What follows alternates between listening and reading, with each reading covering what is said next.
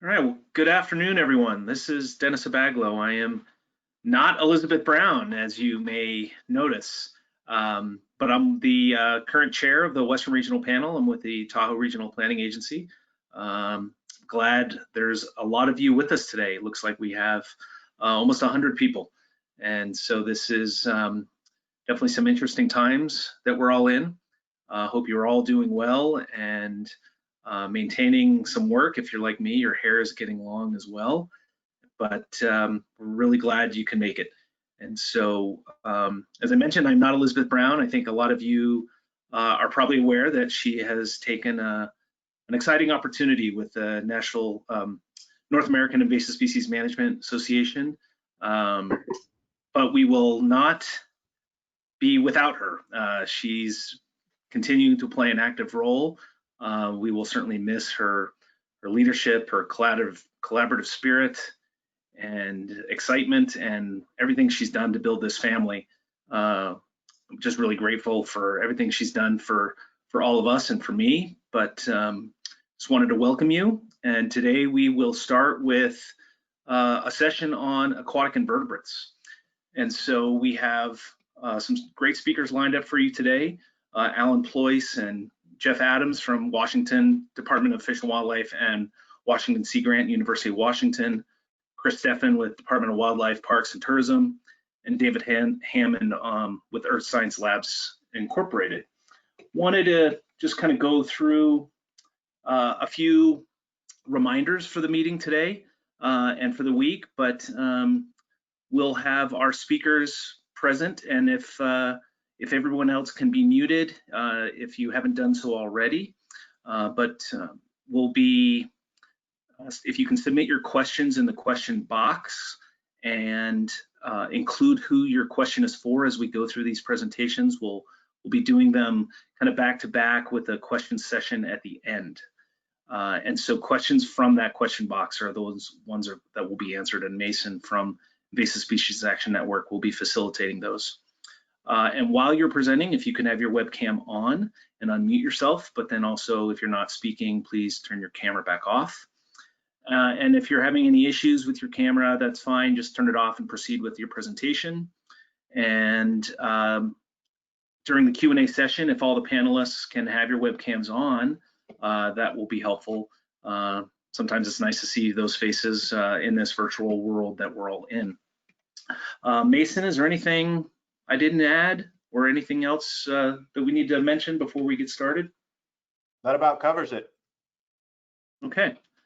Well, so first we have a presentation, as I mentioned, from Alan Pleus and Jeff Adams on European green crab monitoring and management in Washington State. Alan, as I mentioned, is with the Department of Fish and Wildlife in Washington. He's the Aquatic Invasive Species and Ballast Water Unit Manager for Washington Fish and Wildlife and has been in this position since 2006. He's responsible for the statewide planning and operations of marine and freshwater animal and AIS management. He has extensive experience working in collaborative stakeholder process, is a contributing author on several peer-reviewed articles, and has written and provided instruction on numerous scientific protocol and standards manuals. Mr. Pleus received a Master's in Environmental Studies degree from the Evergreen State College in 1995. And I'm sorry, Jeff, I don't have a bio for you, but I know you're with the Sea Grant and University of Washington and has served also on the executive committee for Western Regional Panel, so thank you for that. And so now I will turn it over to Alan to kick us off. Great. Thank you very much, Dennis, and welcome everybody. Today I'm going to be talking about European green crab with Jeff Adams, and I'll show my screen here.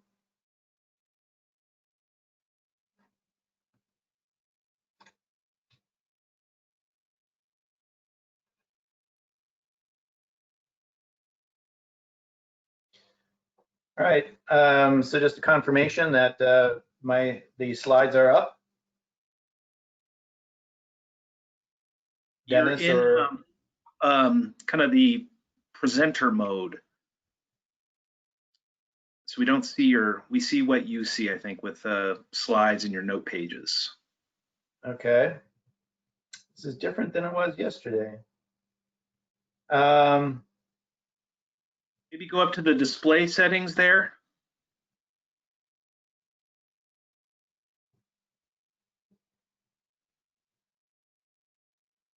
So, not sure which one it is. There we go. All right. So you're also seeing my this tab bar as well. No, you're good. That looks good. All right. Sorry. Oops. Let's go back. So yes, Alan Pleus, Aquatic Invasive Species, unit lead for Washington Department of Fish and Wildlife. So today, again, we're going to be talking about the European green crab. This is just a general overview of what's going on in Washington State. But there's a lot going on in BC, Canada, as well as Alaska and along the coast. And maybe if anybody's attending from those areas, they can bring something in at later on. But in Washington State, excuse me, they are classified as a prohibited level 1 species, which is our highest risk classification. And so they're a priority for prevention and expedited rapid response management actions. So some of the impacts of green crab, they are estuary degradation. So they undermine estuaries, digging holes in the banks, and that creates instability, erosion. They also have eelgrass destruction. So on the left is a unhealthy eelgrass bed in Maine, and on the right is a couple of years later after a heavy infestation of green crab.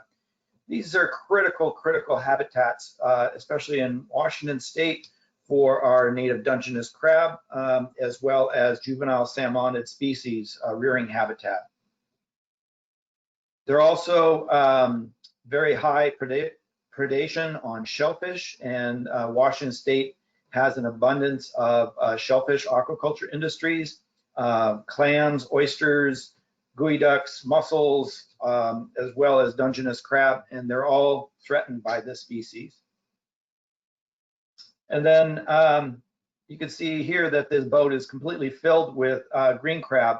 Thankfully, that is not the case in Washington State, and that's what we're trying to keep out. This, again, is the East Coast, and what we're looking at is the potential for this type of degradation. And lastly, these things are very tenacious species. So they're trying to gain a hold in our area.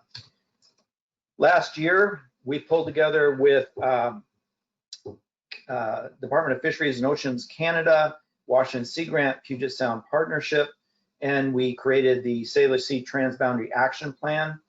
And so this has been our model for going forward and looking at how to manage these infestations. So the plan objectives are to collaborate with others on the response, prevent human-mediated introduction, and detect green crab presence at earliest invasion stage, and Jeff will talk a little bit more about that, and rapidly eradicate or reduce newly detected populations, control persistent infested site populations to eliminate or minimize environmental, economic, and human resource harm, and to conduct research to develop increasingly effective adaptive management strategies. So this is what we affectionately call stone soup or crab soup management. And it's really important for us and as well as a community, because we cannot do this individually. It has to be a group effort. So one of the things that we look at as far as in addressing a critical risk is the question of imminent danger. And this species has met the imminent danger threshold. The likelihood of damage is substantial, both on the coast as well as within the Salish Sea. And the probability of establishment is high. There's extensive habitat suitability in these areas, as well as the species themselves have high fecundity, and there's a good opportunity for the larval retention in the Salish Sea. And then Lummi Bay and Drayton Harbor last year, right at the end of the season, we had a couple of detections, high detections, with Lummi Bay capturing 64 green crab with a very high CPUE, capture per unit effort, as well as Drayton Harbor. And these are all in the sort of the northern eastern part of the the Salish Sea in Washington State. So the Salish Sea goes down to Olympia, and it goes all the way up in British Columbia and out the Strait of Juan de Fuca. I'll show that a little bit more. And then in Willapa and Grays Harbor, there were also new detections in 2019 that were twice as high or as we've seen previously. A lot of shellfish growers are detecting these crabs in their operations and in a level more than they remembered back in 1998 when the first invasion happened on the coast. And then there was insufficient policy and management resources. So the action plan has not been adopted by all partners and co-managers yet. There is no coastal management plan that's set up yet, and we're still trying to find statewide coordination resources. So these are the response areas. That big black area above Dungeness Spit, there is actually an island called Vancouver Island up in that area. But this just shows Washington State and the regions that we are focusing on. So when I say the Salish Sea region, that includes that one in the big middle, and the coastal region obviously is on the outside. There's Drayton Harbor, Lummi Bay. Those are the ones I talked about having significant detections last fall. Samish Bay is another one we're looking at closely. Dungeness Spit, which has been historically the highest number of crab being caught within the Salish Sea. And Macaw Bay out on the coast, on the tip there, is just on the outside, and they've had the highest number of captures overall in their areas. And then down the coast to Grays Harbor and Willapa Bay, which were the original sites where green crab became established back in 1998, and actions were happening at that point. So here's a quick summary of captures that we've had to date. So there's 2019 and then 2020, and then so just looking at the captures. Like I said, in Drayton Harbor there was 38 crab caught in the very last month of 2019, and we've been out there this summer. A little bit of a slow start, and then they've captured about 145 crabs so far. I don't have anything on the CPUE for 2020 captures because this data is just evolving rapidly, and we haven't had time to really compile that level of information. Now in Lummi Bay, again 64 out there, and fairly high CPUE, and then just we're at 820 crab there, and 700 of which were captured last week.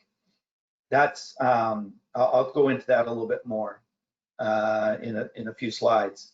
Dungeness Spit, last year they captured 53, and then 2020 they've done the same level of effort but only caught 3. So that's really good news.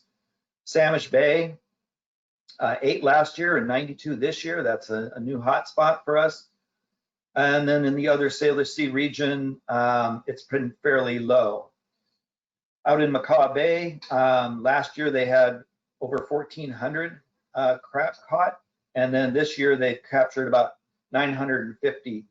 And that's some of that is not that there's less crab, it's just the amount of effort they've been able to put in has been limited due to COVID and other reasons. Willapa Bay, 176 last year, just by the growers. And then this year we're over almost 1,300 with almost 375 from the growers, and then over 900 for our staff that are out there. And then Grays Harbor was pretty high last year. And even though it's 37 at this point, there's an effort issue, not necessarily that there's less crab. So I'm going to talk a little bit more in detail about each of those sites. Here's Drayton Harbor. This is DFW with a cooperative team, and the cooperative effort you can see on the list there is pretty extensive. So there's a lot of coordination that is required. And then the satellite picture shows a heat map of where we're finding concentrations of the crab in 2020. The other areas of the map have yet to be there. There are some more trapping in areas that mostly on the eastern side of the bay, and we're hoping to do more trapping in the western and central part of the bay this month, but things are not looking too good for that at this point for many reasons. So this is the Lummi Bay action area. Lummi Nation is the lead, and we're there to provide assistance to them. And they're looking to assess the full scope and scale of green crab populations and reduce those populations in those areas. So the two main points were the Sandy Point Harbor and then Lummi Sea Pond. A few have been caught in Sandy Point this year, but not very many. Lummi Sea Pond is the big one. And again, just last week, 700 were caught. There was a very extensive effort by Lummi Nation with support from DFW and Washington Sea Grant. We went out there and lots of different kinds of trapping. I think there was beach seining. These are all young of the year. Earlier, a few months ago, if you look on the lower left, that's a green crab with next to a dime. Pretty darn small, and they caught that by hand, and that's when they started realizing there was a real extensive young of the year infestation in the pond. This is something that we are very concerned about, and Lummi Nation has been right on top of it. The pond itself maintains a certain level of water year-round, but it does have, above that level, it is tidally influenced. So it's basically a perfect breeding area, and we're happy to have Lummi Nation taking a lead on this. This is Samish Bay, which is just a little further south of that area. And Taylor Shellfish is a large aquaculture firm in Washington State, and they're taking the lead. Again, we're trying to figure out the full scope and scale of the infestation. They have been putting out shrimp pots, which has been a new type of a trap that we've been using with good effectiveness. And so far, they've caught 92 this year. And we've done some assisted trapping with them, but the majority of the trapping has been from Taylor Shellfish support. Dungeness fit, this is what we consider a success of trapping and control. So back in 2016 was when the first detection happened. 2017 caught 87, 2018 69, and then 53 last year, and then only 3 with the same level of trapping. And this is U.S. Fish and Wildlife Service that's taking the lead. They've done an awesome job. They use a lot of volunteers to help them do that. And as you can tell, that they have to go a long ways. I think it's almost 4 miles or something by all-wheel drive dune buggy to get to this area to actually do the trapping. So, and they can only do that during certain tides. So amazing work by U.S. Fish and Wildlife Service. Here's Macaw Bay. Macaw Tribe is the lead. Adrian Akmanjian is the person out there and doing a fantastic job. Basically 2 areas, the Waatch River estuary and the Suyez River sites. And they're actually finding some out in the rocky intertidal areas as well. So initially they caught 34 in 2017, and then almost 1,100 in 2018, over 1,400 in 2019, and again there's 950 captured this year. And they've done an amazing job providing extensive testing of different baits and trap types out there as well. So it's been very helpful.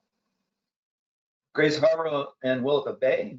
Some of the actions you can see on the right side of the map. So there's been extensive work done previously back in 98 to 2014, and then more recently 2015 to 2019 is shown on this map. So this is Department of Fish and Wildlife and Washington Sea Grant are co-leads, as well as with the growers in that area. I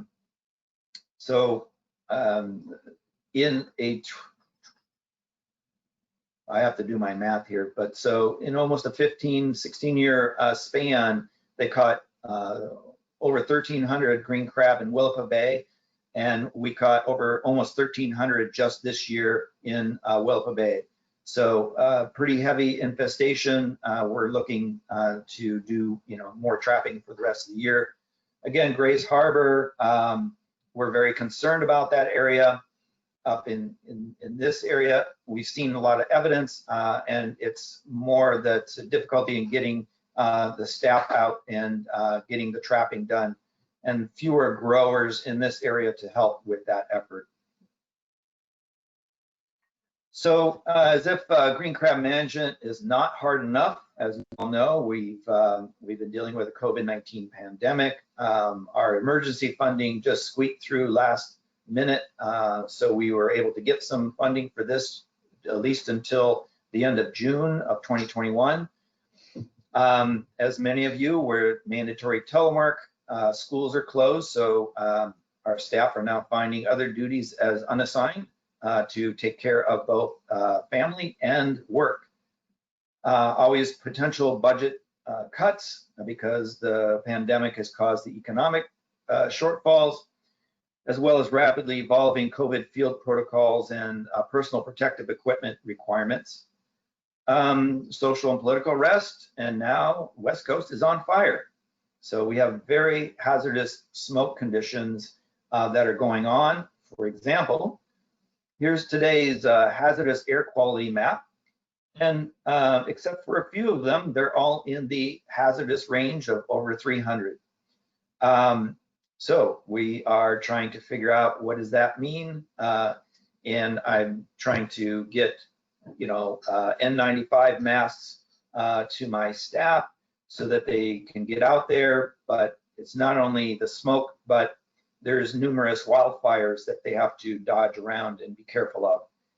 So it's quite the challenge, as I'm sure any other of my West Coast colleagues and as extending into Idaho, Montana, and other states. But as you've seen with these maps, the smoke has been the worst for us. Fortunately for us, the wind seems to be shifting, and we'll have an onshore breeze which will clear up western Washington, but it just sends the smoke your way. Sorry about that, can't control it. Next steps, wrap up our 2020 field season, assess data, work with the governor's office to advocate for next biennium's agency request funding legislation, look for grant opportunities, and work with our partners, tribal co-managers, and stakeholders on assessing priorities and planning, and practice singing along with Jimmy Buffett's "Let me hear you now, I don't know where I'm gonna go when the volcano blows."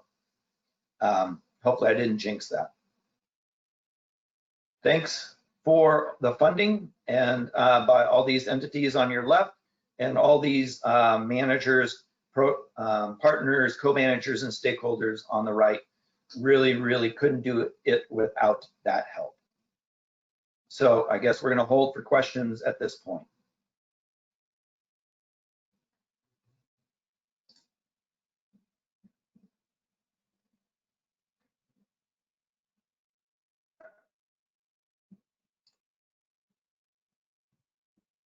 Yeah, I think we're going to turn it over to Jeff now. All right. Hi, everybody. Let's see, Mason, you're going to pass the baton here. Let's see. Thank you.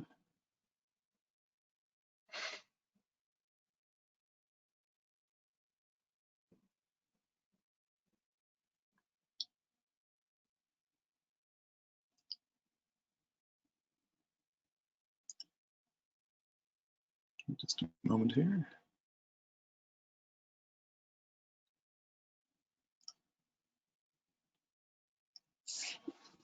All right.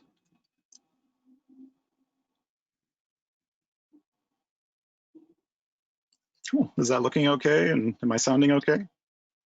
Yep, you're all good. Looks All great. right, thanks.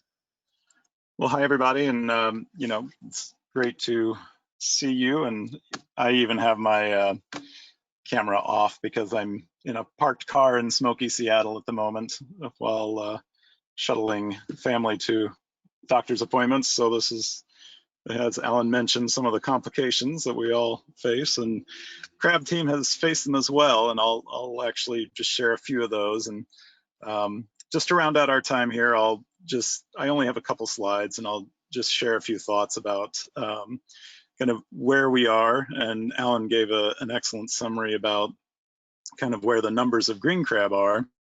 I'll probably reiterate a little bit of that and just kind of share the Crab Team perspective as we're trying to move forward on the early detection side of things as well. So I'll mention the Crab Team has actually grown in this last few months, which is odd considering the rest of the timing. And Emily Grayson is just the fabulous lead and program manager for Crab Team, and has done an excellent job kind of growing this program. And part of that is that there was just a need, while she focused on some of the science and the overall strategy, to have help coordinating the volunteers. And we had a wonderful grad student working on it the last couple of years, but we needed something a little more permanent, and had the resources at the beginning of this year too. So Amy Linhart came on to coordinate our team of about 200 volunteers plus, and also coordinate with the partners, that about 50 partner staff who monitor a variety of sites. Because the interest in the coast grew this year, and the energy out there to try to get a sense of what's going on, Alex Stote joined the program. She was already working with coastal folks on aquaculture through sea grants, so it was a very natural fit, and she was very interested and passionate about getting out in the field and helping with the green crab work. So it's been wonderful to have her on. And Kate and myself and Sean McDonald have been there since the beginning of Crab Team in 2014. So we're excited to see it still moving, and every year there seems to be some new set of lessons to learn and opportunities. So again, Alan mentioned the issues of impact, and it's really the high densities that we're concerned about. And with that example of Dungeness spit, there's a little bit of hope that with really effective early detection, we can find them early, respond strongly, and have the beneficial impacts where we are, and our ecosystems and economies and culture are interested in protecting those resources. And part of that too, we have the Salish Sea working for us with the currents overall moving out, keeping larvae out outside of the Sound, outside of the Salish Sea, through the Strait of Juan de Fuca here between Vancouver Island and Washington. So how much, once they become established inside, that's when we are, when that barrier becomes less effective. But we're still holding out hope that that is helpful in this fight. I just wanted to highlight kind of the roles here. Alan and WDFW have just been fantastic partners in finding resources to make this happen, conducting the management, staffing up for rapid response, and supporting partners in response efforts, doing a chunk of the early detection as well by using past maps and things we had developed to drive prospect monitoring. So not necessarily the more intensive monitoring, regular monitoring at sites the Crab Team does, but kind of poking around at suitable habitats and seeing if there's a substantial number that are somewhere that we haven't noticed. So Alan mentioned the numbers in the Salish Sea. With the exception of the The sea pond, which is getting, the Lummi really taking a fabulous lead on that. Our numbers are still lower, much lower than the really dense Souk harbor. And so between that and between what, we always hate to say anything about Dungeness spit and the really low numbers this year, but at the same time, it's starting to look like that's something real, and that, if it really does indicate that some of the effective early detection and rapid response can work, it does still continue to give us hope and drive this work. The coast has been an increasing concern because the numbers have been going up, and that's where some of the additional attention has gone, and I'll share that a little bit. So here, just a few more slides, kind of just generally more me just kind of chatting about our situation and what's going on. For those of you who were in Tacoma a few years ago, Emily Grayson did a great job of covering how the program originated and how it was structured, how we do the monitoring, and we are continuing to do that. Assessment trapping is something that Sea Grant contributes to, and is in addition to some of the removal trapping, and also serving as a scientific advisor through kind of all of this. The coastal assessment was a place that Sea Grant crab team came in to help guide some of that. And then we are involved in a number of research opportunities, because with this depth of data collection, there's and being on the front edge of a potential invasion, there's a lot of information to be collected. So first of all, the volunteer data collection, the regular crab team monitoring sites are really a core piece of crab team. Not all the yellow dots are crab team sites. Those are a number of places that are being monitored, but it's because of these, scores of volunteers and partners that we're able to cover such a large geographic area. That wouldn't be possible. And 54 to 56 of these sites, even through COVID, have been monitored monthly between April and September. Now, the volunteers on the left are not, that's a 2019 picture. They are not exhibiting the COVID protocols under which they are all now subject. We had to go through a lot of effort, a lot of plan development and approval. They're all wearing masks. They're all keeping a distance and handling materials in a different way. But because of kind of the critical and emergent nature of the green crab issue, we were able to get approval early on, such that we have an almost full monitoring season this year, which was pretty remarkable, and it's thanks to the efforts of a lot of people. So that monitoring is continuing, that data set is continuing, and we have been in the neighborhood of 50 sites since 2017. We were monitoring 26 sites in 2016, and we had 7 during the pilot year in 2015. 50 plus seems to be a pretty good capacity and kind of a pretty effective distribution for a monitoring network. And we're collecting a lot of additional data along with the green, the detection of green crabs. And just a second. Okay, there we go. Sorry, I wasn't advancing. On the rapid assessments, that's something that crab team has been helping out with. WDFW takes the lead on these in most circumstances. Sea Grant crab team will support. This is one where in a very public neighborhood, and crab team works with the community there. There's a crab team site in the lagoon up at the top of the frame.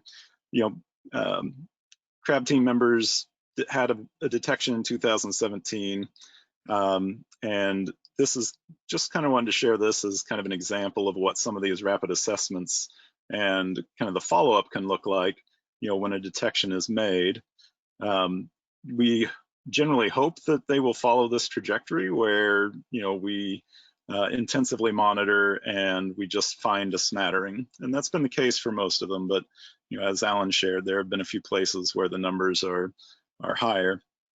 But you can see how we kind of narrow down where we're finding them, and then we monitor that again. And in this case, we didn't see large numbers developing, so we'll probably just continue with the regular monitoring site there. But the rapid assessment, the rapid following the early detection is a really important piece of all this. So the coast, with all the interest and the rising numbers, the shellfish growers were seeing a lot more in their oyster bags and that kind of thing. The tribes started getting very concerned, largely because we really didn't know that much. We had a few numbers thanks to Pacific States Marine Fisheries Commission, Sylvia Yamada, and the team working on collecting sort of coast-wide. But we really didn't have a good sense of kind of what in these massive estuaries with an incredible amount of good habitat, what the numbers were looking like. Anecdotally, it looked like there were a lot more. So this year, kind of starting along, simultaneously with all the COVID concerns, there was funding to do an assessment out there. So that's where Alex Stote came in for Sea Grant. WWF hired a tech, and we've already, the goal is to establish some sentinel sites, around 10. We aren't going to get there this year, but we've got 4, and developing those partnerships and identifying those locations. And also to have an assessment more broadly across the coast. And that's where WDFW is taking a lead and hitting a lot of different sites with a consistent protocol to try to get a feel for what is out there and how that's changed. In some ways mimicking as much as we can the work that was done 20 years ago to see how those numbers have changed. So that's ongoing and emerging work, just as Alan said. It's not necessarily a control phase. We're just trying to figure out what the scenario is here. We know there's green crab. We're just trying to figure it out. And so the research that Sea Grant's been involved in has been pretty cool. The crab team and all of the partners are major contributors to this, from WDFW, Department of Fisheries and Oceans up in Canada, and all the volunteers even. Everybody's been contributing to this. It's a massive data set. Early on, we were working to understand the larval dispersal and the genetics and where things came from. And that's where we kind of got that in previous research on Sylvia's part. We kind of focused in on the predominant flow helping us. Parasites is another area of work that crab team's been involved in, and we're funded to work with WDFW on eDNA, developing eDNA measures so we can actually try to look at the water along with the trapping for the early detection. So there's additional genetics work, larger NSF funded project, and that's with Carolyn Teppolt out of Woods Hole Institution, and combining the genetics with some of the temperature work. And that's been really helpful to understand where the green crab are coming from, not just within the Salish Sea, but coastwide. And aside from invasive species, with this volume of data, we're actually able to learn and inform understanding of estuarine conditions. And there's a lot of restoration work going on, and we're actually able to use this data set to also help inform some of that restoration work and the effectiveness, and how, say, replacing an undersized culvert with a bridge benefits or affects the ecosystem in there. So a lot of work going on in addition to the early detection. And that is it. Just wanted to highlight a few of those things. And Again, I will be driving people around later. I'm hoping I can be on for the discussion, but if not, you're in good hands with Alan. But if I can, I'm happy to talk about more about any of those pieces. I also wanted to leave this these links up here and our contact. The tiny URL is how you can actually look at the green crab map for Washington, where green crab have been captured. That's for the Sailor Sea side. And you can zoom right down into where the captures have been. You can look at the suitable habitat and the monitoring. And you can find just about anything else you want, including a lot of our outreach materials at our website. So thank you very much. And with that, I'll stop sharing.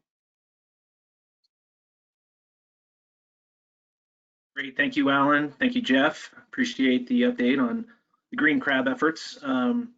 Just wanted to add something I forgot to mention when we first got started, but go ahead and use the chat function to communicate amongst our friends and colleagues. Normally when we have these things, we go around the room and do an introduction, but we have almost 125 people now, so that's a little bit more complicated in virtual settings. So please use the chat function to say hi to everyone, say where you're from, if this is your first time at a WRP meeting, but go ahead and use that function to communicate with each other and keep your questions rolling in. So thank you for doing that. And so now we will turn it over to Chris Steffen to talk about the Kansas zebra mussel experience. Chris is the Aquatic Nuisance Species Coordinator for the Kansas Department of Wildlife and Parks and Tourism. He's been working on ANS issues for the past 11 years, beginning as a seasonal technician and advancing to create and coordinate the commercial fish bait inspection program before taking on his current role. He's also currently the second-year co-chair for the Mississippi River Basin Panel on Aquatic Nuisance Species. So thank you, Chris. Thank you. I guess, first of all, can you guys hear and see me? Cannot see you, but we can hear you and we see your slides. How about now? There we go. There's your smiling face. Thank you. Well, thanks for having me present. And what I'm going to cover today is just kind of a timeline and history of zebra mussels in Kansas. As being one of those states unfortunate enough to have mussels, I just wanted to kind of provide some real just kind of practical experience on our end, you know, what happened and just some lessons that we learned along the way. So about Kansas here, if you're not familiar, we have about 400 water bodies in the state, totaling about 186,000 acres. You know, anywhere from less than 1 acre to 16,000 for some of our larger reservoirs. Generally, those water bodies are on the east side of the state, lower elevation than some of the other states may experience. You know, our highest lakes are approaching about 3,000 feet above sea level. Very green lakes, high plankton loads. Increasingly, those are cyanobacteria blooms. Windy lakes with little vegetation. And because of that wind also, we rarely see stratification in these lakes. So most of these lakes are, you know, even though 16,000 acres maybe have 50 feet of water. So, you know, warm, eutrophic lakes. We're above the threshold for mussel production about 7 or 8 months of the year. And ice fishing doesn't exist here. So we just don't have ice most winters. Here's a map of roughly those 400 water bodies. As you can see, as you go west, water becomes scarce, valuable. A lot of those more western water bodies are water supply for agriculture. We have a few larger BOR waters out there that are used, were built specifically for water supply for agriculture. And here's the unfortunate story here. we have 33 zebra mussel water bodies in the state of Kansas. They're, in kind of in line with what you would expect, mostly in the eastern part of the state, because that's mostly where the water bodies are. And so, like I said, I'm going to kind of go back in time and talk about how we got here. Here is kind of how we sit in relation to a lot of the West. So like I said, in the grand scheme of the WRP, we're one of those states that has a lot of these mussel water bodies. Our story started in 2003 in El Dorado Lake when the first zebra mussel population was discovered. This is a picture from 2006 when a water drawdown was negotiated with the Army Corps. This picture has made the rounds. It just shows the massive coverage of mussels in the lake. We see them up to 6 inches deep on top of each other at the peak of an infestation. So another point to know is Kansas is over here. Budget-wise, this part of the country is, more challenging to find funds for this kind of work. So we're on the lower end of the spectrum as far as program capacity. So kind of major events in the timeline of our program. 2003, El Dorado had zebra mussels. We got a seasonal hired who eventually became the coordinator in 2005. That coordinator put together the state ANS management plan. And this position continued along with very little funding, just what was available through Fish and Wildlife Service. And then in 2011, Asian carp numbers increased. We had a cloud of young of the year Asian carp of about 40 acres on the Kansas River. Very noticeable, high impact to the public. Because of that, our agency was able to shift funds to the ANS program. And so largely those funds were used for ANS education and outreach.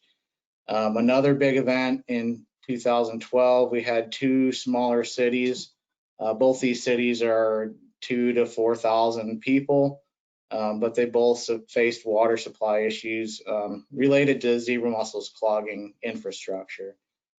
So we added a half FTAE position after that, which was a position I held for several years. And then last year, recently, we got another 6/10 of a full-time position. So beyond my coordinator position, I have 2 roughly half-time FTEs that I can call on as available. And so we focused early on education outreach, and we really went wide and deep with this program. Here's just kind of a large smattering of the activities that we took on. We felt that if we could get the word out, we could make a lot of ground on the issue. And so we come back to those 33 lakes. The left column is pre-funding for the program. You can see early on, it was just El Dorado. 3 years later, we added a lake. And from that point on, another lake or 2 roughly was infested per year by zebra mussels. And then that first column ends there where the funding for the program really came on. And as you can see, we've still continued to find more zebra mussel lakes, but it hasn't really accelerated. We're still finding about 1 or 2 lakes per year. And so I want to talk about kind of some of the differences in some of the lakes we found early and late. Early on, a lot of the reservoirs that we found to contain mussels were our largest, highest use, most popular lakes on the eastern side of the state, which is where also most of the residents of Kansas live, is in that eastern third of the state. So you can see very quickly, 8,000 acre lake, 10,000 acre lake, those were really the places where we were finding zebra mussels in the early years. And then starting about 2012, we started seeing a shift. We're still finding zebra mussel lakes, but now they were popping up in these smaller water bodies. You know, a lot of these are located in close proximity to those large lakes, you know, within an hour drive or less. So the shift has been to these smaller lakes where, you know, fortunately we don't have infrastructure. They're not water supply lakes, but they still have huge impacts for the users of those water bodies. And so here's just kind of a graph showing number of detections by year. You know, 2011, 2012, things accelerated, and we were hoping not to see that continue, and we really didn't. We still find mussel lakes, unfortunately, but thankfully that trend up did not continue. And so there's a couple different ways to look at it. Like I mentioned, we have 400 managed lakes. If you look at it as a percent of those lakes infested, even now we're only approaching 8% of the water bodies in the state, which is, you know, admittedly 8% more than we'd like to have, but it's been a you know, kind of a slow build percentage wise. But the flip side of that coin is a completely different story. It's those very large lakes where the mussels were first found. So about 70% of those 186,000 acres now contain zebra mussels. So you can kind of see here that the build, that early phase I talked about, where we were mostly finding them in those large reservoirs. And then the line kind of slopes down a little bit over here, where it changed to those smaller lakes, even though we're still finding 1 or 2 lakes per year. And so here is some veliger density information from that original infested lake. I just wanted to share this with the group so people could see kind of what these mussels do in the lake. I'll note that the number of veligers isn't directly proportionate to the number of adults in the lake. But nonetheless, I think this really provides a good visual of what we've seen in other lakes as well when we track these veliger densities. So originally, zebra mussel lakes in 2003, mussel veliger densities peaked in 2006 and 2007. And then we had a population crash, and that's very typical of our lakes here. It seems to be about a 5-year cycle. The picture I showed earlier of the mussel encrusted shoreline at El Dorado, we see that at most lakes, and then they kind of go away where you, if you weren't really looking for them, you'd have a hard time finding them. But they come back, but not at the same density, and that's somewhat reflected in the veliger densities here. Not to say there's no risk, there's absolutely a huge risk. It's just that the population never seems to get back to where it was at the original peak. And so just some interesting experiences and lessons we've had looking for mussel populations. You know, largely now we detect them with plankton sampling. We didn't have a plankton sampling program prior to 2010. So prior to that, we had a lot of just public reports that would come in, and we would go out and verify that, yeah, there were zebra mussels there. That was not a good way to operate. A lot of times the populations were fairly dense, and it didn't provide a lot of time for infrastructure to prepare. So now we're able to generally detect them kind of earlier in the invasion with the plankton sampling. We don't use Portland samplers anymore, but they were slightly useful early on. Unfortunately, Portland samplers tend to disappear. People just don't leave them alone. And then we do have some biologists that will go out and flip rocks, fisheries biologists, and we have had a couple populations detected that way. And then just kind of some incidental activities, cleaning out the stilling basin below reservoir. We found 2 on a concrete wall. Then we're able to verify a population in the reservoir above. And then just docks, buoys, other hard structures in the lake that were,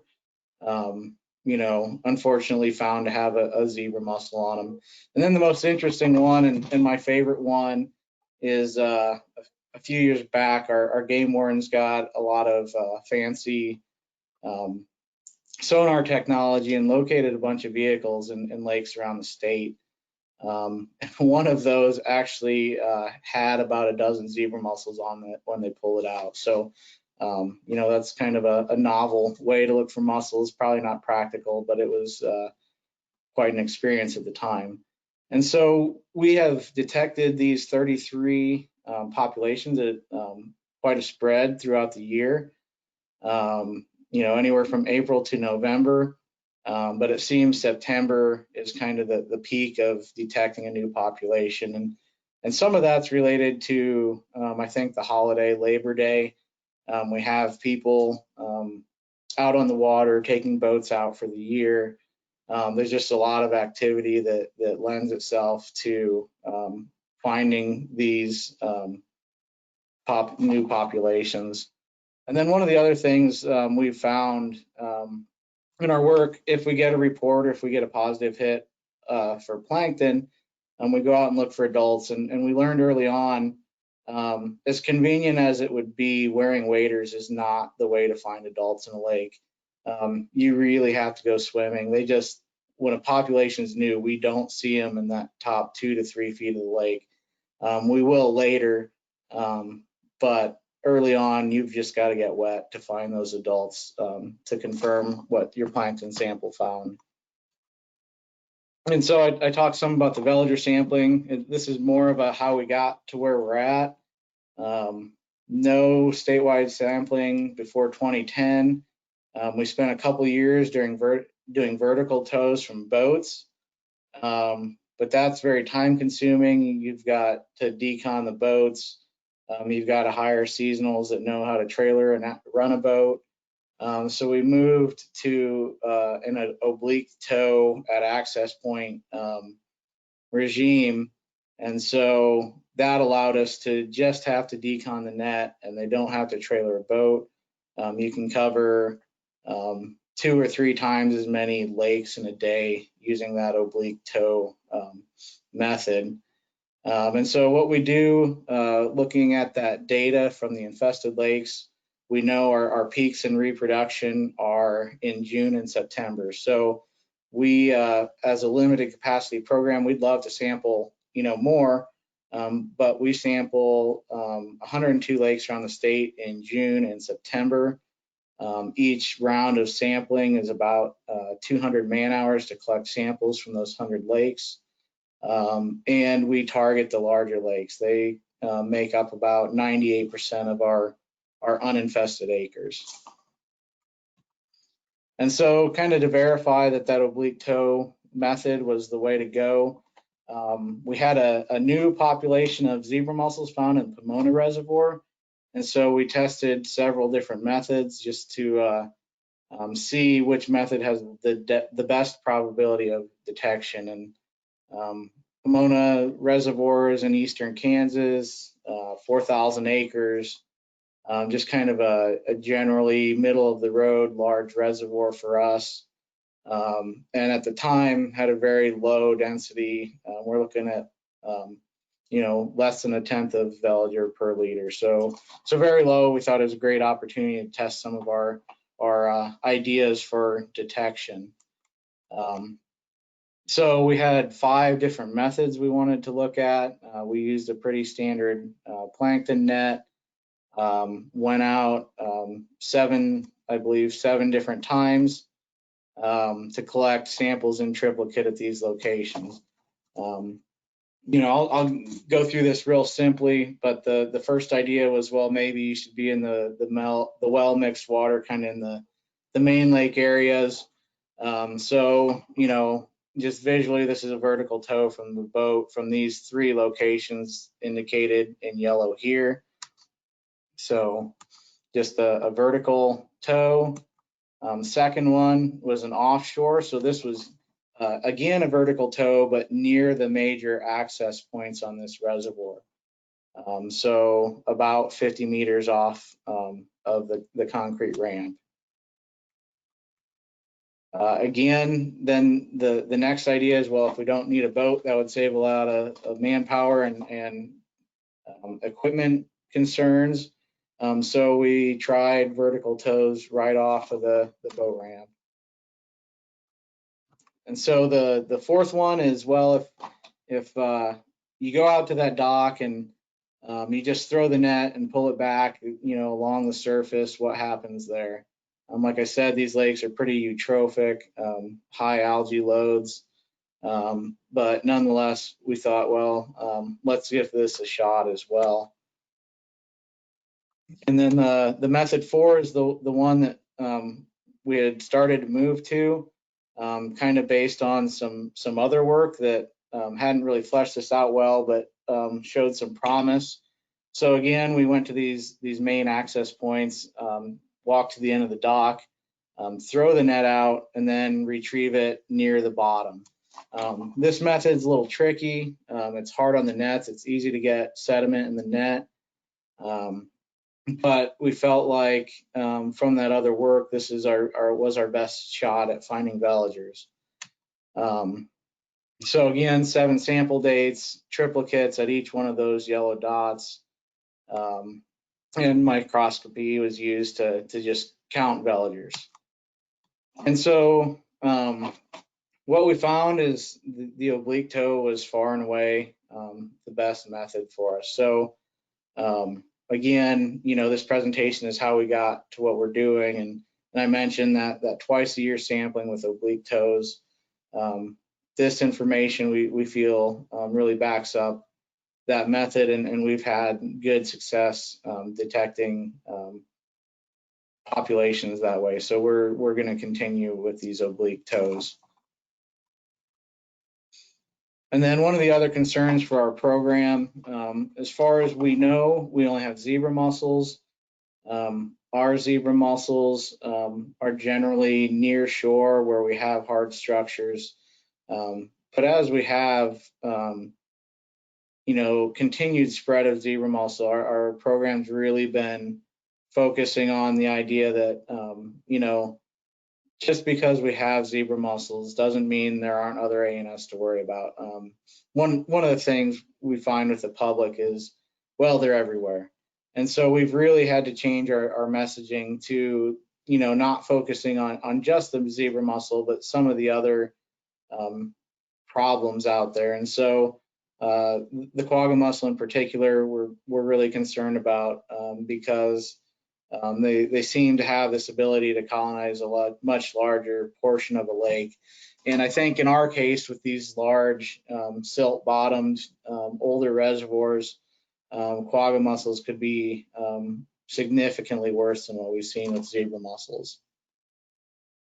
And so, you know, one thing we've also seen is education and outreach alone has not stopped the spread of these zebra mussels. So we're trying to grow our program and move into other areas. You know, we were supposed to start watercraft inspection decontamination this year, but like everyone else, there are COVID challenges, and for us it was being told we couldn't start a new program. So we're looking good for next year that we'll be moving into this arena, and it'll be quite interesting to see how that plays out here, especially since our more western water bodies still are zebra mussel free. We have a real possibility, I think, to hold the line in the western part of the state. And with that, I'm at the end of my presentation, and I'll take any questions later during the session. Thank you, Chris. I know I'm not alone in being grateful of the continued advancements the state of Kansas has made in this effort. I believe just a few years ago, there was very little done except for some signage. So really, thank you for what you've been able to accomplish there, and we'll continue to do. We're pushing, and we appreciate the support of everyone else. The WRP and the information we share has been huge for moving forward in our own state. So I definitely want to thank everyone in the WRP that's helped us out. Great. Thank you, Chris. All right, next on our agenda, we have David Hammond from Earth Science Labs Incorporated. David is an environmental chemist who has consulted to private industry on topics including pest management, taste and odor problems, biological wastewater treatment, sustainability, and biomimicry. He holds a master's degree from the Energy and Resource Group and a PhD in environmental chemistry, both from the University of California, Berkeley. And Dr. Hammond has 4 patents and several peer-reviewed publications, and currently serves as a senior scientist with Earth Science Laboratories Incorporated. And he's going to be talking to us about eradication of New Zealand mud snail from a state trout hatchery. Take it away, David. Thank you, Dennis. What are you guys seeing? You see your slides, low doses of Earth Tech. Yeah, okay. Okay, I'm trying to minimize some things here. And you see me too? Yep. Yes, we do. Okay. Good afternoon, everyone. I'd like to share with you today some experiences from a field application upon discovery of an invasive species at a new site. I'll start with some of the project highlights just because it's a short presentation. I'll just give you, at the risk of stealing my own fire, I'll give you some project highlights. Our strategy in response to this appearance of the invasive species was to apply a low dose of EarthTech QZ, which is a copper-based product. Low dose for a long exposure. That's a philosophy that we prefer as a way to avoid impacts on non-target organisms.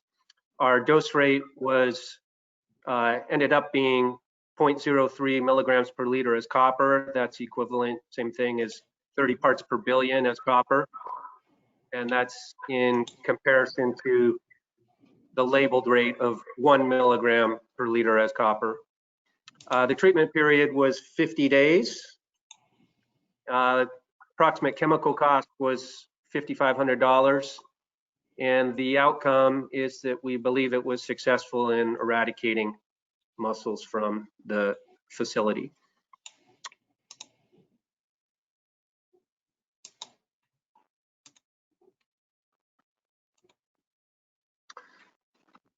First off, just a little about the biology of the New Zealand mud snail. That's the invasive species that I'm talking about here. They are native to New Zealand.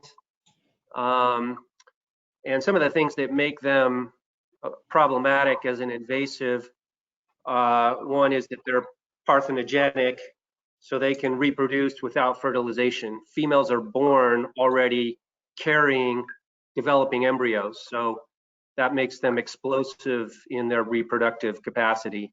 They can just be very prolific in a fashion similar to the way zebra and quagga mussels can be very prolific. 20 to 120 embryos per individual female, and they can be born year-round. And then another feature that makes them tough to deal with is that they have an operculum. They can close up, kind of close the door on their shell, and that enables them to, even if they are eaten by a fish, it enables them to pass through the gut of that fish undigested. So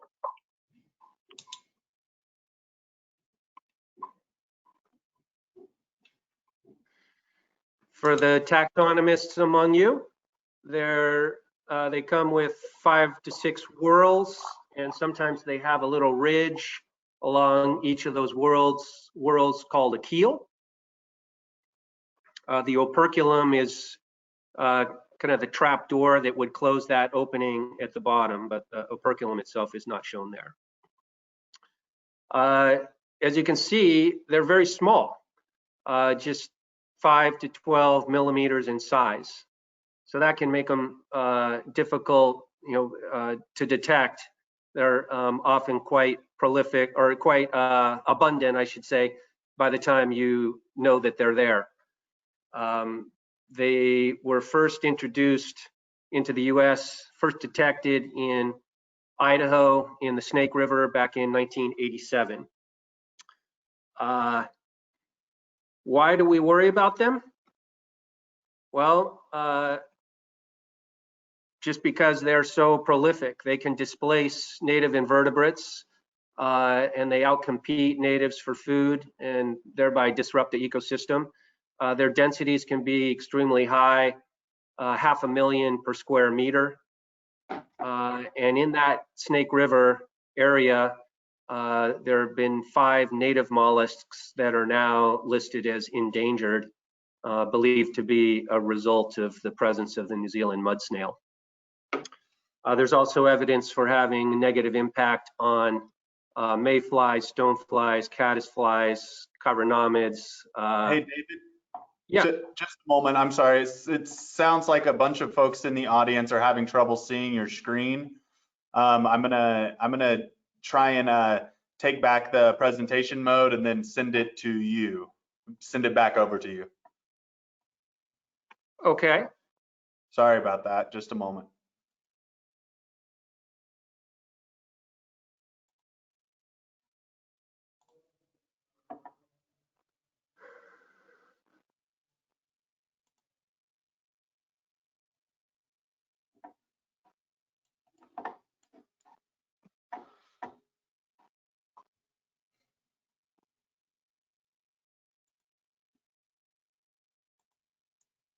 All right, I just sent it back over to you.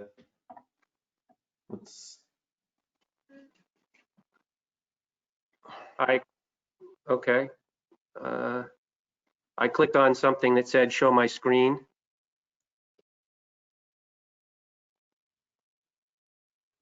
I'm seeing it on my end. This is Dennis. If anyone else,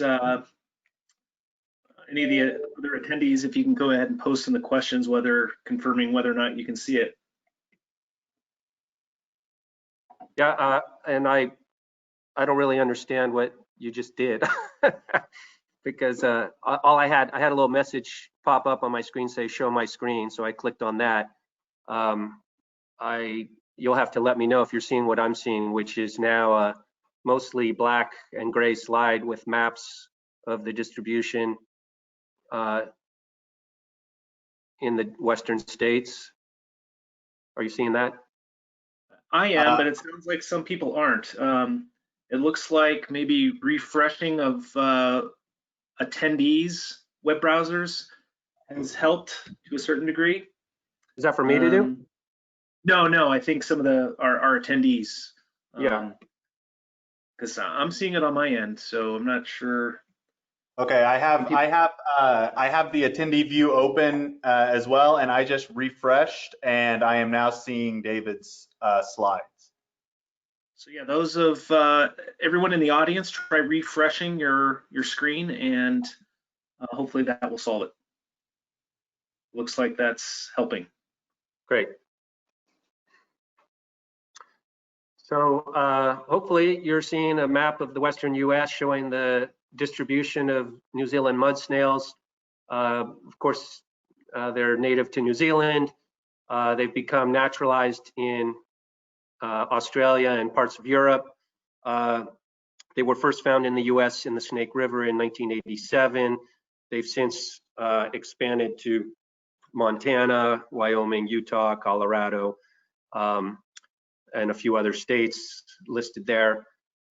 They've been present in the Colorado River since 1995, but other than that, they were not known to exist anywhere in Arizona other than directly in the Colorado River until this last fall, when they were detected at the Page Springs State Fish Hatchery near Sedona, Arizona. It's pretty central in the center of the state of Arizona. It's a relatively small hatchery. It's a couple acres, again, near Sedona. And this just shows an aerial layout pointing to their source, which is a freshwater spring that then flows through raceways within the hatchery. And then those discharge to a show pond where they've got trout for visitors. This is open every day of the year, I believe, for visitors. And then it discharges to the Oak Creek next door. They've got flows of approximately 10,000 gallons per minute. Typical annual harvest is about 500,000 fish, and that's mostly rainbow trout and some brown trout. About 95% rainbow trout, 5% brown trout. Mussel, the New Zealand mud snail, was detected in October of 2019.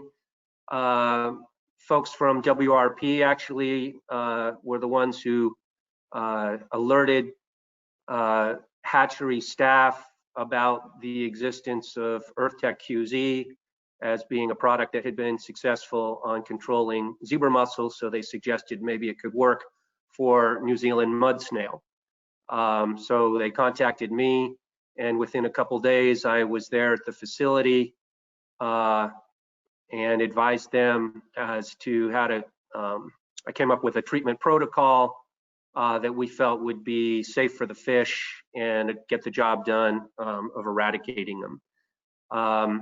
Incidentally, no one really knows how they were introduced.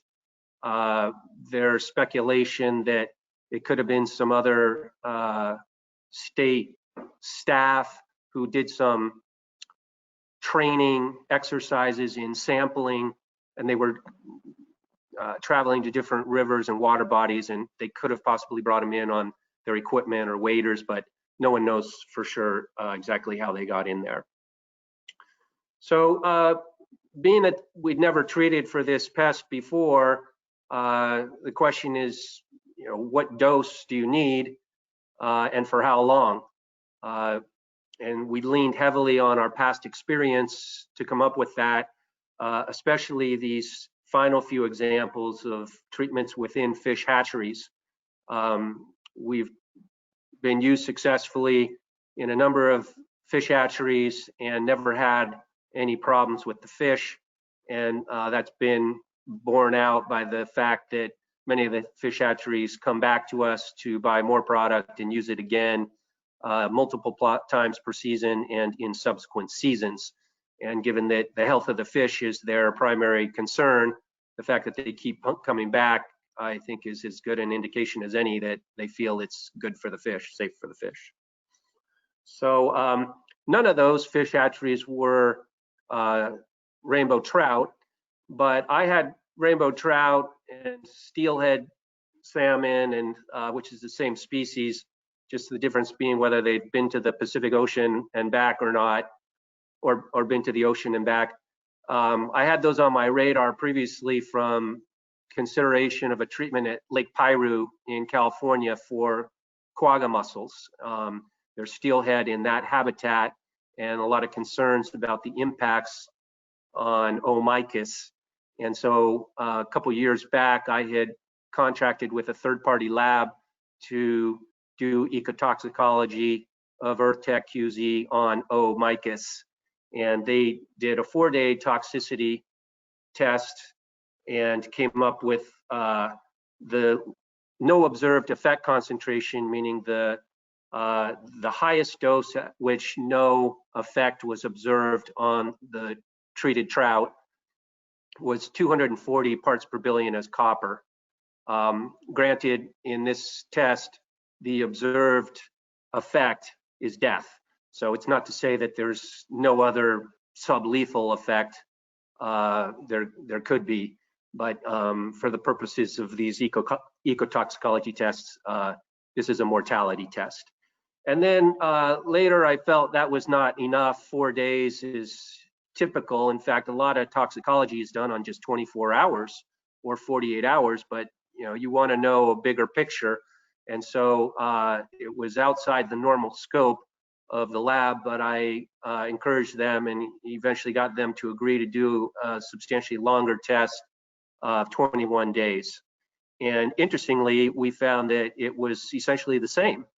I was surprised to see that, but almost the exact same results. So I felt pretty confident that we could go in and treat at about 40, a little bit less than 40% of the no observed effect concentration. I recommended 0.09 milligrams per liter as copper as the dose rate to control mud snails without harming the trout in the fish hatchery. And this was the junction box at which the spring water comes and then gets divided amongst different parts of the hatchery. We started out by calibrating the metering pumps. Because it's flowing water, you introduce the product not by dosing a certain number of gallons, but rather by metering in, dripping in an amount that will yield the appropriate concentration in the flowing water. So you need a metering pump for that. And we calibrated the metering pump and then set it up next to the junction box for dosing right there, where there was excellent mixing because the water's flowing in and there's a lot of turbulence. And just showing the 0.09 milligrams per liter copper target dose, which we later adjusted downward. The product flows through 3 different banks at the hatchery, just termed banks A, B, and C. A little schematic. There is some flexibility in how you direct the flows, but I won't get into those details, but you can see just bank A, B, and C, and then the show pond there to the left. And then from there, it discharged to Oak Creek. One of the difficulties in a project like this is monitoring your mortality. How do you measure your mortality? You don't necessarily have a lot of test organisms. In this case, they had hundreds, several hundred, but still, do you want to put them back in your hatchery and risk that they get out, or that they're releasing something to that could be discharged to the creek? So, but we knew we wanted to have some quantitative measure of mortality. So the decision was made to collect them into groups and then put them in cages that were double cages, mesh cages, one inside another as a precaution, and then place those in the hatchery raceways and subject those test organisms to the same conditions that the raceways themselves were subjected to. And there were 2 of each organism, being the New Zealand mud snail, the target snail, plus 2 other native snails that were known to occur in this environment. The Page spring snail and just the Ficella pond snail. So 2 cages of each of those placed in the raceways. And then that's the show pond that the raceways discharged to. And that's another view of the show pond from the discharge side, looking back at where the visitors would view from that little bridge up there. And then the water passes from the show pond underneath where the vantage of this photo through a transfer structure and discharges to this creek, Oak Creek. And I just wanted to show, so you understand the densities of which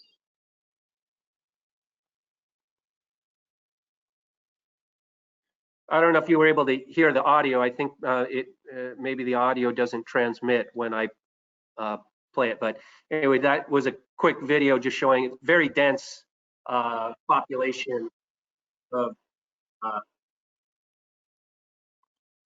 dense populations in the raceways. Here's a photo. And what was noticed as soon as it was turned on, or within a couple hours of it's being turned on, was that the fish were gasping at the surface and didn't look comfortable. And so the product dosing was immediately backed off. And it was a little bit too late, and it resulted in a fish kill about 20% of the stock. So that was very disappointing. But in talking with the manager of the facility, Cindy, she told me that as soon as she opened up the fish into other raceways where it wasn't quite as dense, they seemed okay. So it's a little bit unclear still whether whether it was strictly the copper dose or a combination of that copper dose together with the stocking density, or the crowding, if you will. And I don't know if there's, I'm sure many of you in the audience have fish tanks and have learned that fish are very susceptible to stress. In any case, the revised dose was cranked down to 30 micrograms. Well, there's a typo there in the, should be 30 to 40 micrograms per liter as copper.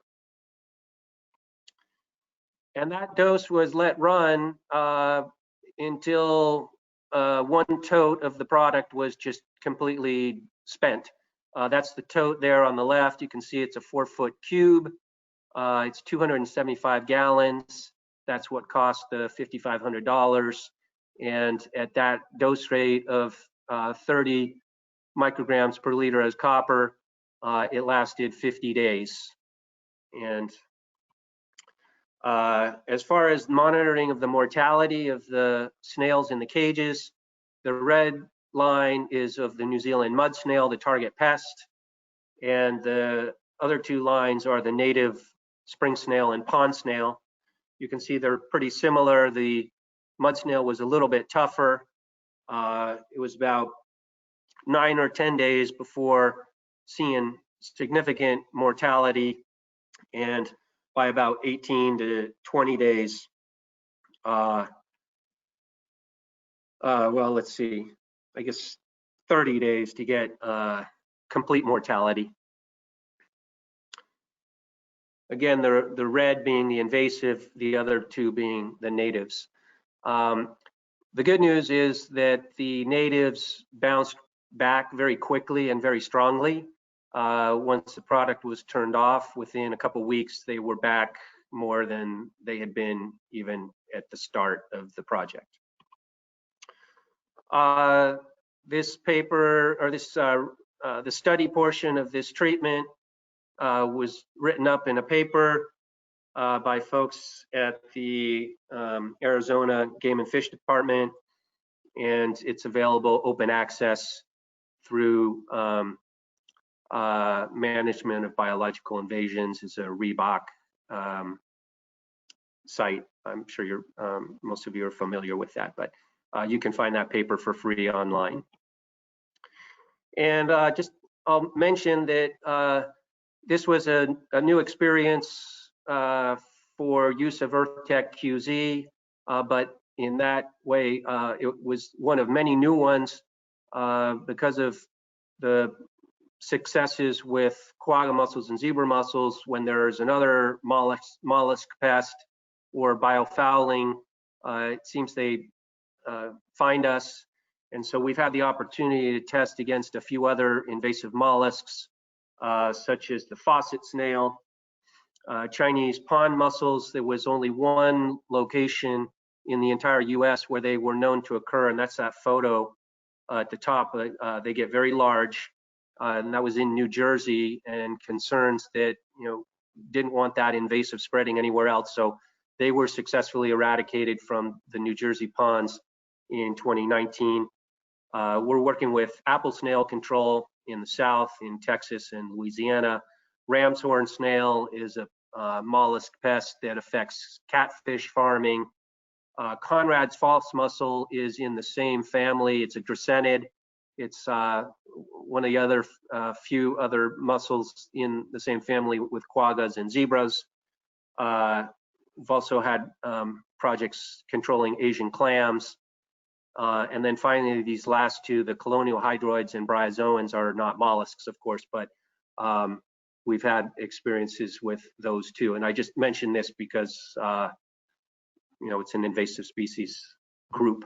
So if there's any interest in those for you as well, feel free to contact me. The research on FISA was written up and published in and Bithynia, the faucet snail. Sorry, that first one was written up in a peer-reviewed journal by folks in Wisconsin. Most of the others are just empirical studies that have not yet been written up. So with that, I'll just acknowledge the folks there at the fish hatchery who have been very helpful. And here too, they've come back. They're just getting ready to treat for a third time with the product as kind of a precautionary measure to make sure that they've successfully wiped out the New Zealand mud snail and that it doesn't come back. So they're comfortable with that 30 micrograms per liter concentration as copper. And I'm hoping that it's at some point we'll learn a little bit more about whether it's okay to turn it up to 60 or 90 if you need to. But for now, it's they're doing it at that 30. So thanks very much. Okay, thank you, David. Appreciate that. Apologize for the technical glitches that some of you experienced. It sounded like the refreshing of screens worked for many of you. We'll incorporate that in to tomorrow's intro to do that in case that happens. But if I can ask the presenters, Alan and Jeff and Chris and David, to go ahead and turn their webcams on. And Mason, if you would put up the slide that shows all the presenters. Yes, thank you. And Mason, do you want to run through the questions, or would you like me to do that? I can run through them. I have them all here. So the way I figured we'd do it would be I'll take a couple questions from each presentation just so everybody has a little bit of time to discuss their presentation further. So we'll start out with Alan. A question from Tammy Davis up in Alaska. Is the transboundary plan available for distribution? Oh, you're muted there. It's available online on the WDFW website. I think if you just try to search for publications on the site, then you'll get to the publications page and then type in the name and it should come up. You'll probably be able to do an internet search with the name on it and it'll come up too, but I haven't tried that myself. I'll send out a link to the organizers and they can send it out as well. Great. So one more question for you. We had a few questions come in about control measures. So what are the most successful control measures that can be applied on the scale necessary to depress populations of green crab? And just generally, you know, what kind of control methods have been used? Primarily it's trapping. We use everything from minnow traps to shrimp pots at this point. And we're still exploring what methods are best for the different situations. Like I said, in Lummi Pond, they did some beach seining and that seems to be a successful. Again, it depends on the infrastructure and the environment, whether it's conducive for that.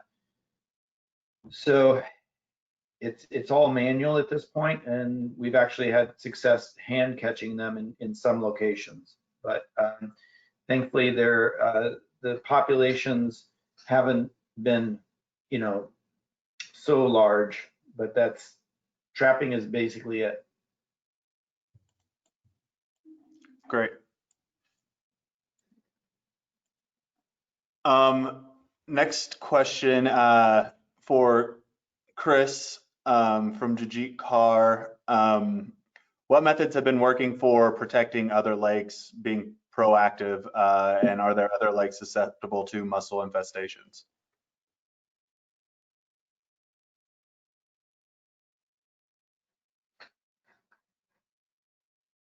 Oh, you're muted there, I think.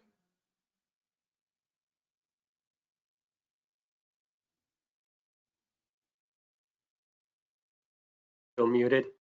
Yeah, we can't hear you, Chris.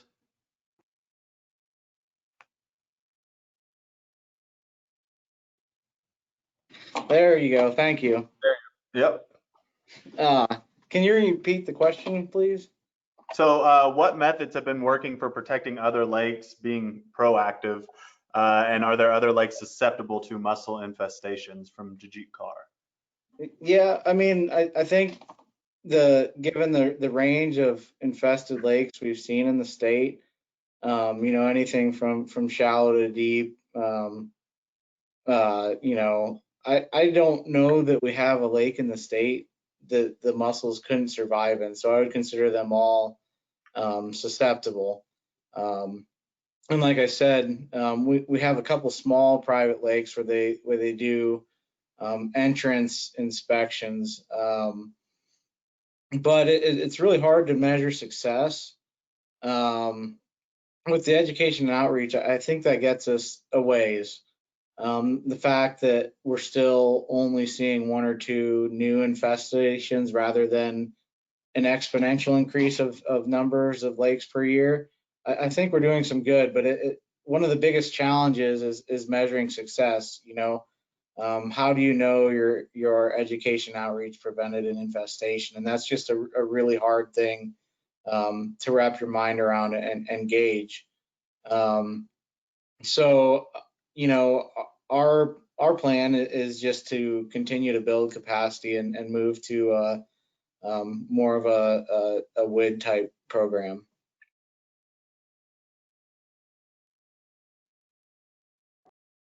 Great, thank you. So for David, from Ned Grunhagen, how did you establish the 30 ppb was safe for rainbow trout and brown trout?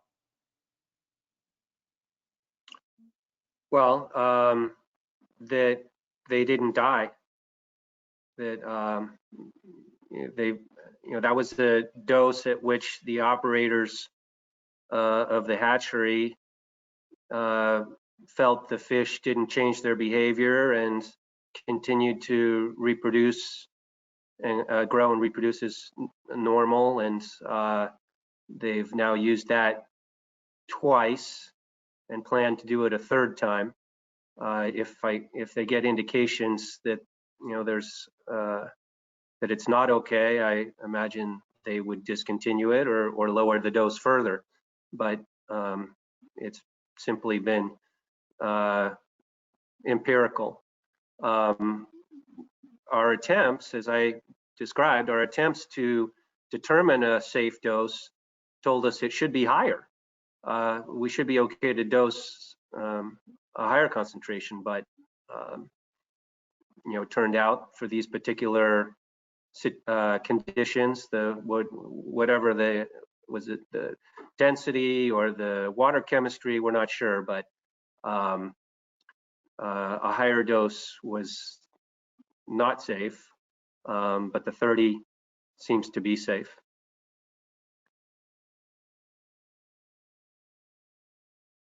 Thank you.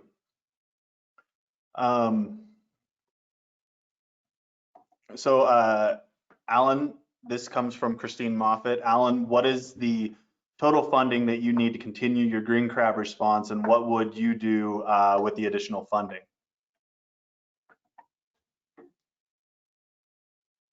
Well, we have the DFW directly has received about $1 million this year to deal with green crab. Washington Sea Grant runs at around $400,000 or $200,000 a biennium. And then, you know, others are contributing in kind. So it's kind of those questions of like, yeah, there's more we could do with more money, but we're doing basically everything we possibly can with the money we have right now, given COVID restrictions and other factors that are happening. We hired 5 technical staff this summer, and I know Sea Grant hired 1 technical staff to help with that. We were able to use some of the money. We got $783,000 from the legislature in emergency funding, and through that we were able to support Sea Grant, Lummi Nation, and Macaw Tribe with some support grants out of that as well. So, you know, we're going forward next to the legislature in January, and basically asking for a similar amount of money going forward, at least for Washington Department of Fish and Wildlife. The Washington Sea Grant was able to get another grant through our nearshore estuary program out here.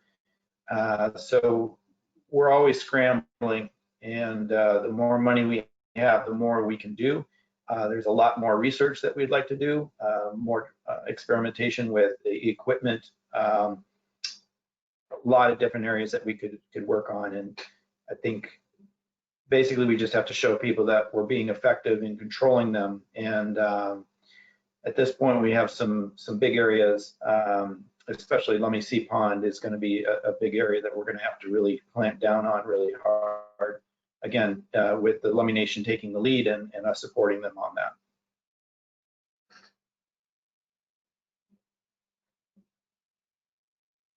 All right, thank you.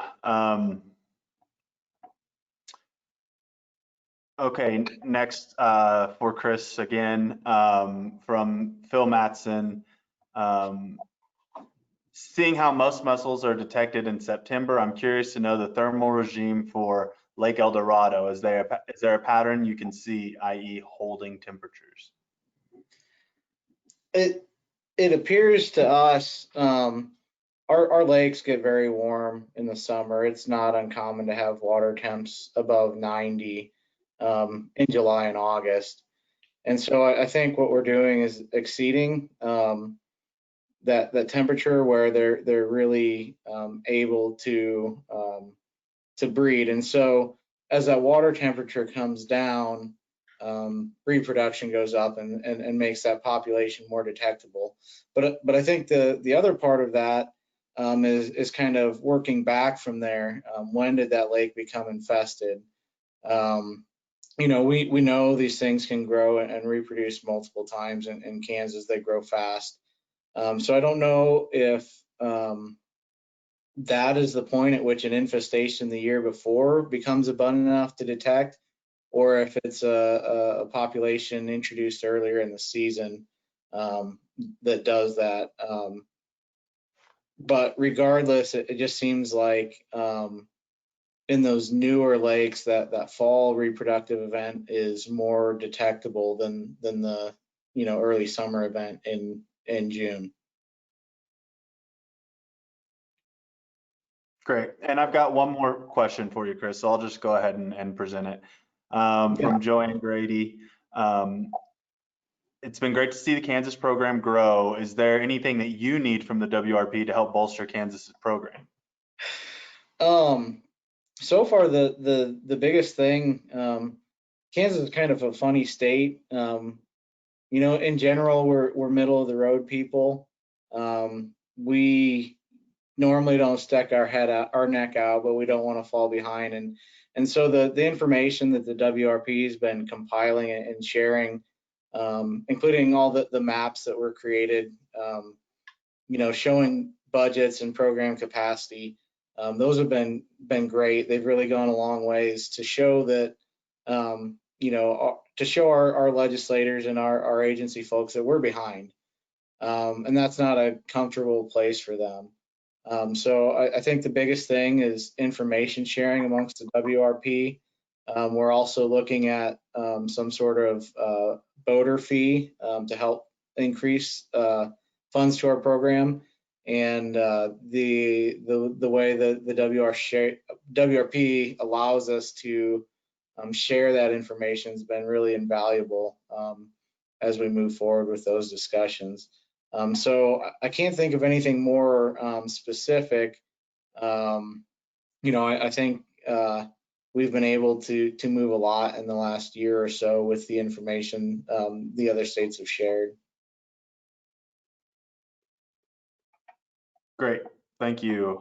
All right, next one's for you, David. Can you discuss the potential to use this in a small open loading system? From Barak Shamai. Use it for what? Like for New Zealand mudsnail control? Presumably, that's what he's. Presumably.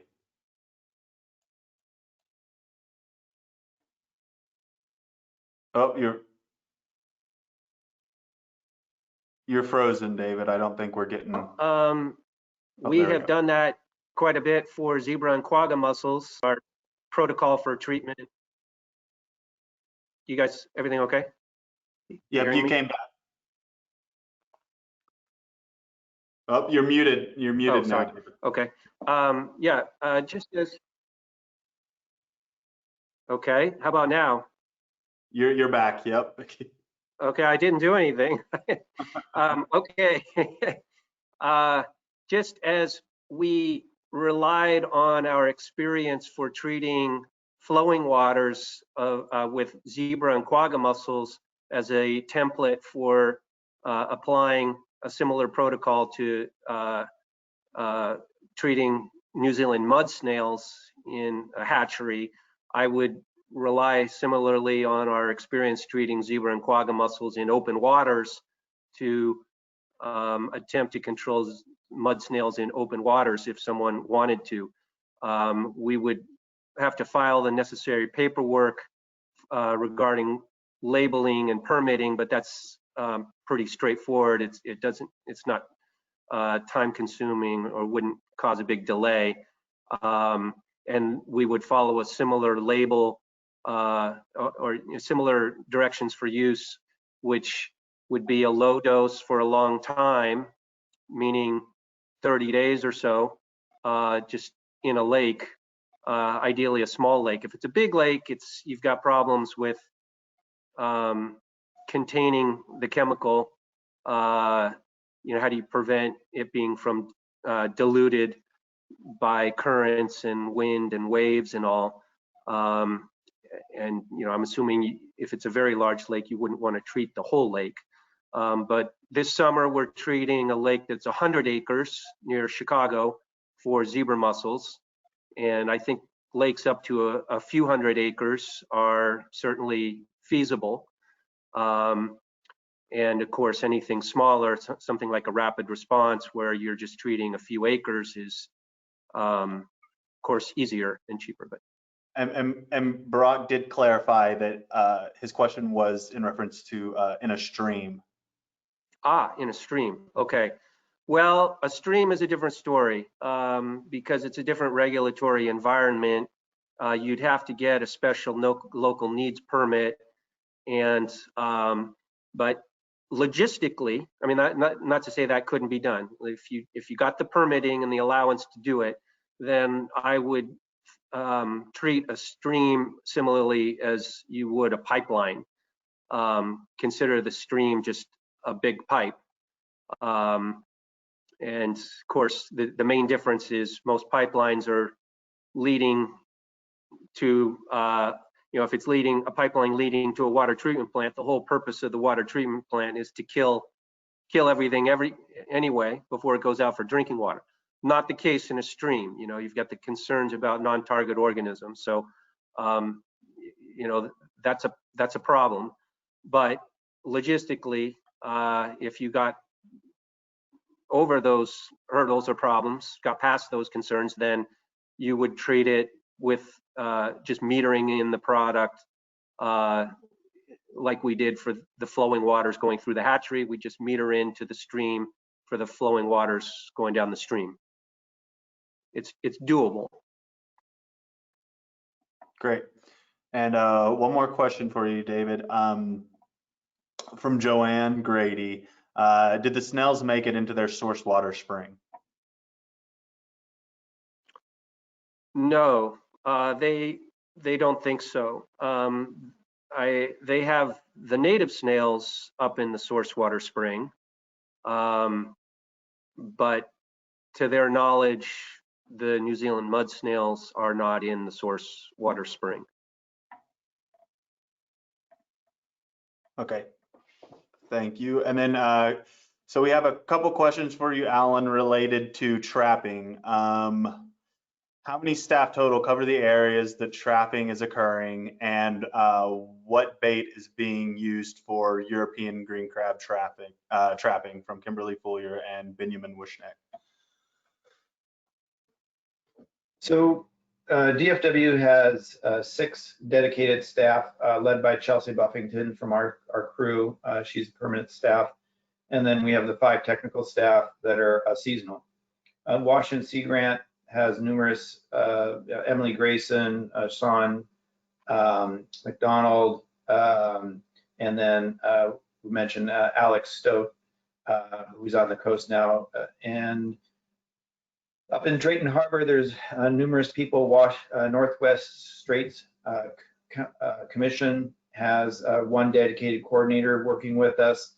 A lot of different volunteers, so it's really hard to count up. But you know, on the professional side, the people being paid by natural resource agencies, it's close to 10, and then a bunch of others that are working, like I said, with Taylor Shellfish and the tribes and others. So it's a very, very large effort, and that's one of the areas I'd like to, you know, in a report later this year to sort of compile that information. As far as the bait, we're kind of using what's available. Typically, we try to use mackerel, but if mackerel is not available, herring and squid sometimes. There was a study, I'm not sure where it's at, about using fumaroles, but that is not a standard practice at this point. So was there another aspect to the question that I'm missing? No, that was it. One more for you, Alan. How are new sampling gear types chosen? From Tim Cunahan.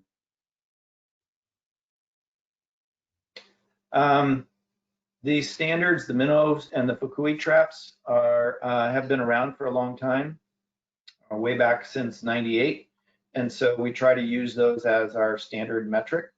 But you know, fukui traps can be difficult to get. There's another brand that makes them as well.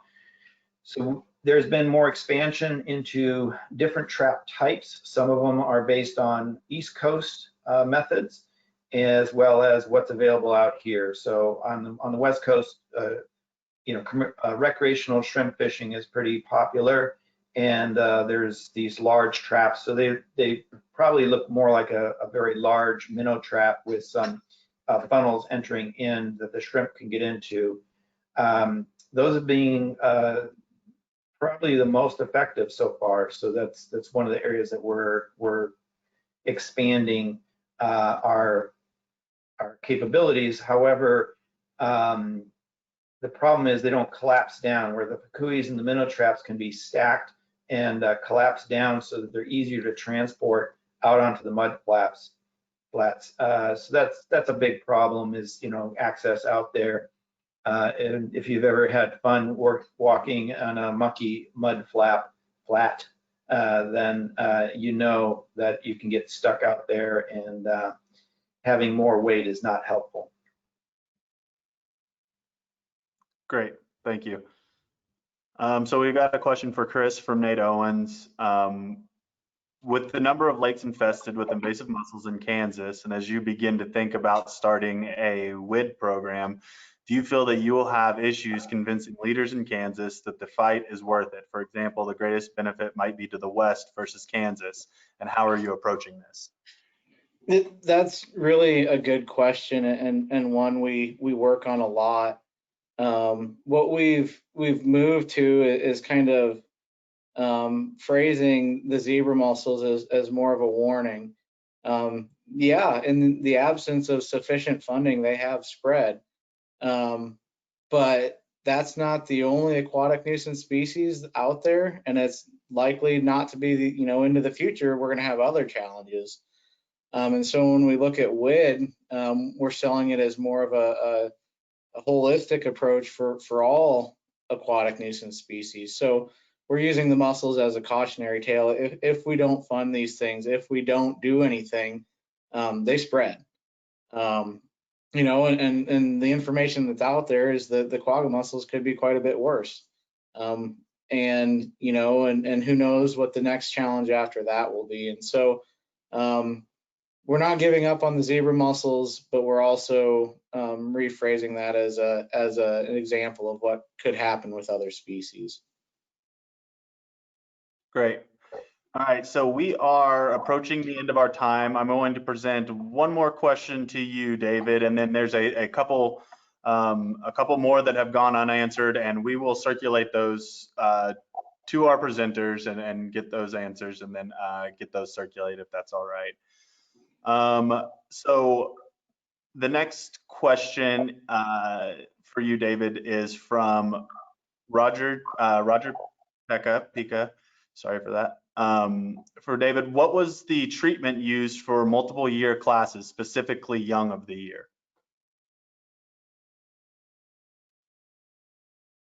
Of the snails? Yes, that is what I'm. It's not clarified here, but I'm assuming this is in reference to the snails. Yeah, well, we just did one treatment for everything, and hope that it would be effective on all life stages. The fact that the low dose was maintained for 50 days is helpful in that regard, in terms of getting at the different life stages. But there were relatively few individuals to use to monitor mortality, so they were just placed into the cages, double mesh cages to, as a precaution, hopefully that they wouldn't escape. And we didn't use a different treatment for different life stages. And Roger did just clarify, this is a reference to fish. Were young of the year rainbow trout exposed? Yes, they were, and it was the same dose. So it was 30 micrograms per liter for all. But I would probably refer you to, and I can pass you their contact information for more details about that. I would encourage you to speak directly with the operators of the facility. Great, and we do have a couple more questions, but I will circulate those to the presenters and we will get something written because we are just about out of time. So thanks a lot, everybody, for the questions. Thanks to the presenters for all your answers and for your presentations. I'm gonna give it back to you, Dennis. Yeah, thank you, everyone. Thank you, Alan. Thank you, Jeff. Thank you, Chris. Thank you, David. Really appreciate your presentations today. And as Mason mentioned, we're saving all of the question logs, so we'll get those answered for you. And for anybody that had some of those technical glitches, the entire sessions, all these sessions are being recorded, so you'll be able to view those later. And also in the chat, I put in a link to a Facebook page, so if you want to follow the meeting virtually, and there's some events that Elizabeth Brown has organized. Some coffee sessions in the morning, and then a happy hour on Wednesday, which is always my favorite part of these WRP meetings. I'm sorry we can't all enjoy a cocktail or a beer together in person, but hopefully next year in Alaska. But again, thank you, and really appreciate everyone's participation. And stay tuned tomorrow to join us for the coastal session that'll be hosted or moderated by Christiani tomorrow, starting at 1 p.m. Mountain Time. Thanks, everybody. Take care and stay safe. Thanks all.